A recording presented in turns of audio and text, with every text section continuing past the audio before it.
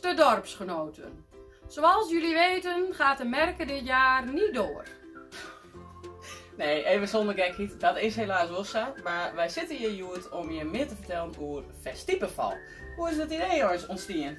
Vanzelfs aan de bar bij Jeroen. Verrassend.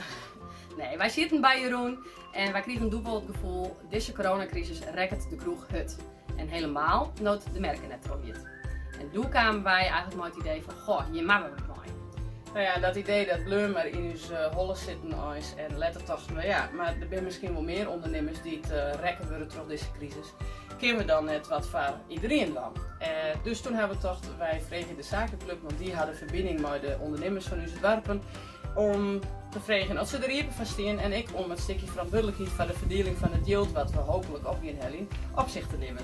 Nou, dus toen is ze super veriepen en nou ja, zij zijn nog bezig met te zien hoe ze dat al in van. Maar we hebben er alle vertrouwen in dat dat hartstikke goed komt. Wij vertrouwen er ook op dat het een prachtig weekend weer zal. Want wij doen dit net alleen nog. Ook de merkencommissie, de activiteitencommissie, het team van Muziek de Ieperlof Festival, Dorpsbelang, Club, Reduzen.com en of je er nog in de Sportstichting, denk alle en mij om een prachtig programma op poten te zetten. En dat in het weekend van 3 tot 6 september. We hopen je op een prachtig weekend, maar mooi waar, met een soort yield op Helling kunnen voor al onze lokale ondernemers en natuurlijk een soort gezelligheid. Uiteraard coronaproof. Dus, zullen we hem al hier dan? Ontaan!